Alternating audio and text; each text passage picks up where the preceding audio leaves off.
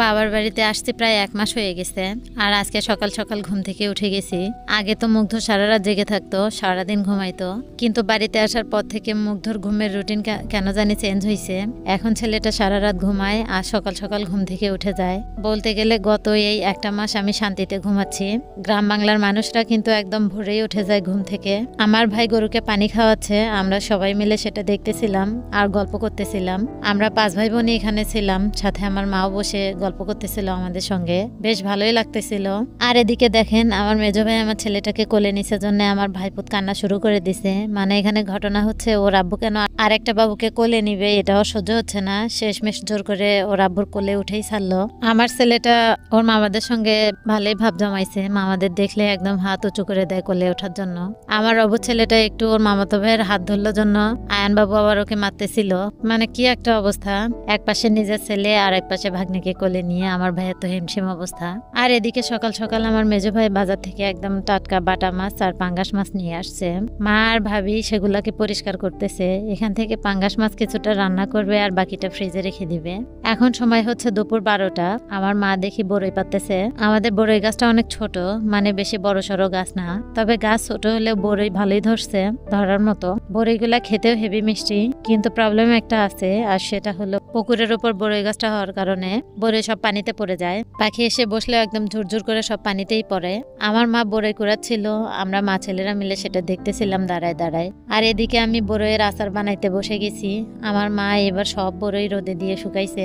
আমার ছোট বোন আচার অনেক পছন্দ করে, ওর জন্যই মূলত আচারটা বানানো। শুধু ছোট বোন না, ভাবিরাও কাঁচা বড়ই পাকা বড়ই আচার খাওয়ার শক্ত। আচারটা দেখতে কিন্তু ভালোই লোভনীয় হয়েছিল, খেতেও কিন্তু হেভি টেস্টি হয়েছিল। আমার মায়ের কাজ দেখেন, তার শখের লাউয়ের গাছের কত লাউ ধরছে, সব লাউ বেশ বড় হয়ে গেছে। তাই আমার মা একেবারে 13টা লাউ ছিঁড়ে আনছে, আরো নাকি অনেকগুলো আছে গাছে। গ্রাম বাংলার বাড়ি ঘরে সবসময় গাছের পাতা পড়ে, এটাই স্বাভাবিক, কারণ বাড়িতে অনেক আম গাছ আছে, সেগুলার পাতা পড়ে নোংরা হয়ে যায়। আমার মা আর ভাবিরা মিলে বাড়ি ঘরে সব নোংরা পরিষ্কার করে সেগুলাতে আগুন লাগাই দিছে। দূর থেকে দেখলে যে কেউ ভাববে হয়তো বাড়িতে আগুন লাগছে। বাড়ির সাথে এই পুকুরটাতে আগে মাছ চাষ করতাম, কিন্তু এখন আর নাকি মাছ ছাড়ে না, অনেকদিন হয়ে গেল। পুকুরের পানিও শুকাই গেছে। এখানে নাকি মাটি ফেলায় ভরাট করবে, ভবিষ্যতে এখানে আরো রুম গাঁথা যাবে। তাছাড়াও গ্রাম বাংলার বাড়িতে ধান, গম, ভুট্টা, সরিষা মারাই কাটাই করতে বড় খুলির প্রয়োজন হয়, তো সেই হিসাবেও কাজে লাগাইতে পারবে। এখানে মাটি ফেলাইতে নাকি 2.5 লাখ টাকার প্রয়োজন। তাই আমার মা আর ভাবিরা মিলে বাড়ি ঘরের ময়লা ফেলাচ্ছে আপাতত, পরেরটা পরে দেখা যাবে। সময় এখন বিকাল 4টা। আর এদিকে আমার ছেলেটার অনেক মন খারাপ। কেন মন খারাপ জানেন? ছেলেটা নতুন নতুন কথা বলতে শিখেছে। বাড়িতে আসার পর থেকে বাপ বাপ বাপ করতে করতে প্রায় 15-20 দিন কাটাই দিল। আজকে আবার নতুন ডাক শিখছে, নানা দাদা। আমার অবশ্য ছেলেটা হয়তো জানেও না তার নানা দাদা দুজনেই আল্লাহর কাছে চলে গেছে। এত বোঝাচ্ছি আমি, তাও হচ্ছে না। নানা দাদাকে ডাকতে ডাকতে কান্না শুরু করে দিছে, আপনারা নিজেরাই শোনেন। নানা দাদা কেউ নাই বাবা, নানা দাদা কেউ নাই। হ্যাঁ কেউ নাই ময়না। আমি আমার ছেলের সঙ্গে খেলতেছি, আর এদিকে দেখি মা একটা বড় সাইজের মোরগ হাতে নিয়ে দাঁড়ায় আছে। আমার ছোট বোন একাই রুমের দরজা আটকায়া ধরছে মোরগটাকে। দম আছে বলতে হবে। এটা আমার মেজো ভাবির মোরগ, আমাকে খাওয়ানোর জন্য রাখছিল ভাবি। মোরগটা জবাই করে দিল আমার মেজো ভাই, আর ভাবি মোরগটা পরিষ্কার করতেছে। আর এদিকে আমার মা ধনিয়া গুঁড়া করতেছে। বাড়ির ব্লেন্ডারটা নাকি নষ্ট হয়ে গেছে, সেই জন্য হামানদিস্তাতে করে গুঁড়া করতেছে।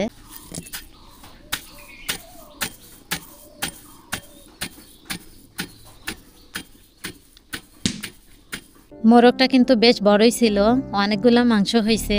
আর এদিকে আমার দাদি কাজ দেখতেছে তার নাতি বউয়ের। আমার দাদি কিন্তু তার নাতি বউদের কাজের অনেক ভুল ধরে, মাঝে মাঝে তো বকাঝকাও করে। বাড়িতে আসার পর থেকে আমার বড় ভাই কতগুলা ডায়পার এনে দিল আমার ছেলেকে। ছোটগুলা আনলে পোষায় না জন্য এবার একদম বড়টা আনছে। মুগ্ধর আব্বু আমাদের বাড়িতে আসার আগে বড় সাইজের ডায়পারের প্যাকেট এনে দিছিল, কিন্তু আমাদের ব্যাগপত্র বেশি হওয়ার কারণে বড় ভাই ডায়পারের প্যাকেটটা আর আনে নাই। এখন ভাই কিন্তু ডায়পার কিনে দিতে দিতে একদম নাজেহাল হয়ে গেছে। যাই হোক, মামা তার ভাগ্নের জন্য এতটুকু করবে, এটা স্বাভাবিক। রাত 9টা বাজে, তখনও আমরা সবাই মিলে আড্ডা দিচ্ছিলাম। ছোট ভাই, বড় ভাই, সবার বউরা ননদরা মিলে আমার দাদির সাথে মজা করতেছিলাম।